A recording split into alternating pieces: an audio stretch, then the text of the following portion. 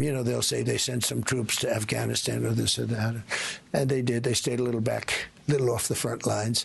Donald Trump sneering at NATO's contribution as saying that the soldiers who were sent there stayed a bit back from the front lines is not only wrong, stupid, rude, it is also dangerous. It is dangerous for the alliance because it is already difficult, particularly in places like the United Kingdom, given the wars of choice that Britain has been involved in the case of Afghanistan and Iraq, in support, deliberately so, of their ally, the United States. And in the case of Afghanistan, as a result of a call to arms from the Americans as part of Article 5 of the NATO Alliance Convention, which requires one for all and all for one. Now, that is the only time that's been invoked in history. It was answered by numerous NATO partners, all of whom lost men and women on the front lines in Afghanistan. I was in Afghanistan in 2008, and there were men there that I knew well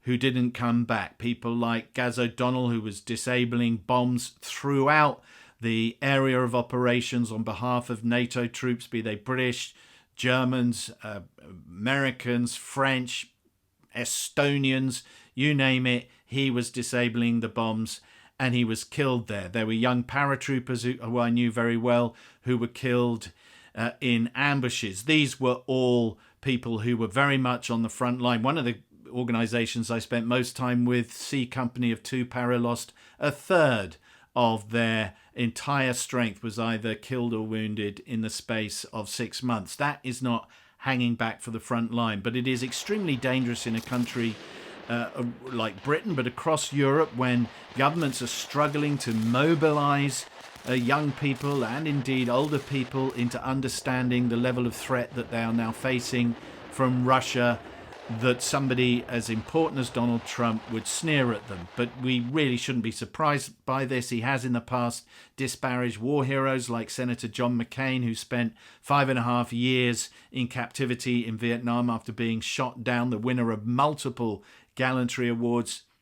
He called him a loser and said he didn't respect him because he'd been captured. Donald Trump also sneered at World War II dead as both suckers and as losers in 2018. And this is a man who ducked the Vietnam draft because of something called bone spurs.